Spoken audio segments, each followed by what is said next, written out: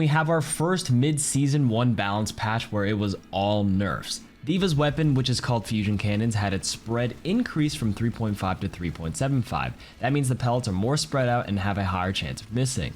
Her booster's impact damage was also reduced from 25 to 15, reducing her all-in burst combo damage. KarQ had its cost reduced by 12% though, which is a tiny buff. It means you have to land 2 less baby DVa shots to recall your mech. These 3 changes are still a net nerf to DVa since her weapon spread and booster damage affect her overall gameplay more than the slight quicker call mech. Since Zarya is also a strong pick against DVa, part of me wants to believe that the DVa nerfs here were to make sure DVa doesn't become too oppressive the moment Zarya gets nerfed, which she does, which we'll get to in a bit. Here is the balancing team's take on DVa.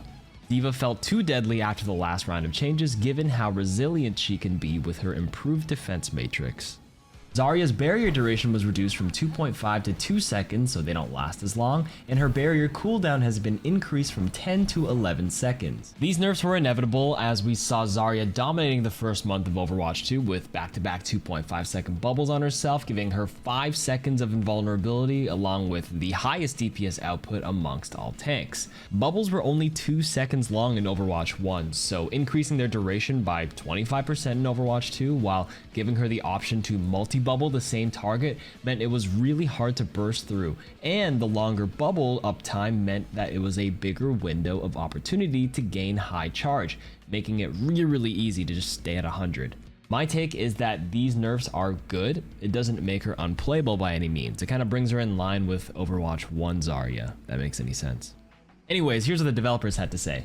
Early player sentiment predicted Zarya as one of the weakest solo tanks in 5v5, although her high damage potential and barrier uptime have proven to be extremely effective.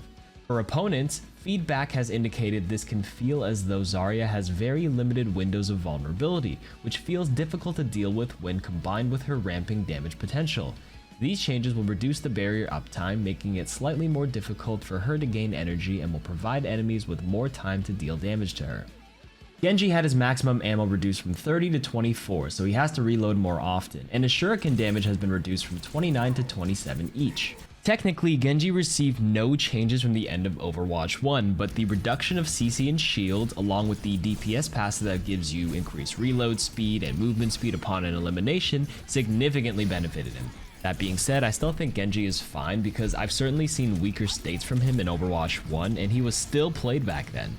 On a side note, I have a video called What Happened to Genji that outlines every single balance change he received since 2016 if you're interested. And these were the devs' comments on these changes. Genji has greatly benefited from the move to 5v5. Changing to a single tank and the reduction of crowd control has removed a lot of obstacles for Genji. However, he hasn't received tuning updates since he wasn't actively in the meta until launch, an intentional decision based on our general preference to avoid preemptive adjustments when possible. These changes will bring Genji more in line with other flanking damage heroes like Tracer and Reaper. Junkrat had 2 nerfs to a steel trap.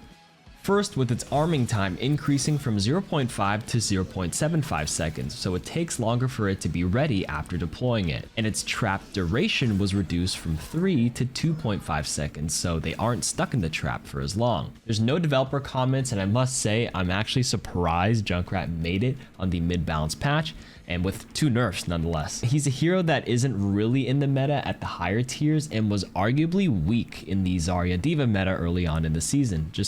Honestly, just surprised to see him here, especially before Sojourn. Sombra's hack ability lockout duration has been reduced from 1.75 to 1.5 seconds. Hacked enemies are no longer valid targets for hacking for the duration of the effects. You can't hack them over and over again. And finally, the hack damage multiplier for Sombra was reduced from 40% to 25%. Sombra was definitely a big problem early on Overwatch 2, but I'm not gonna lie, I've seen less and less of her as the weeks have gone by. Not that her popularity has anything to do with her being annoying when she actually is picked, but I'm actually afraid these nerfs might bring Sombra's pick rate down to the gutters. My suggestion would be the hack damage multiplier can be maybe 30% instead of 25%. Or the hack on a target doesn't last 10 freaking seconds and it actually only lasts 6 seconds or something. Anyways, here's the dev comments. With Sombra's rework, she gained a lot more damage to help account for the reduced ability lockout duration of hacks. This proved to be too deadly for a flanker with easy access to the enemy backlines, especially in 5v5. She can no longer channel hack on an already hacked target, as feedback indicated the reduced cooldown combined with hacking from stealth proved to be too frustrating for many players.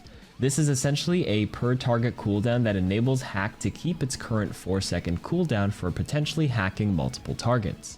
The last nerf of the patch is for Kiriko, who had her swift step and vulnerability duration reduced from 0.4 to 0.25 seconds, making the iframe window tighter so you can't dodge DVa bombs as easily, for example. It's still possible though, but just not as forgiving. Now, this nerf won't affect Kiriko's viability at all.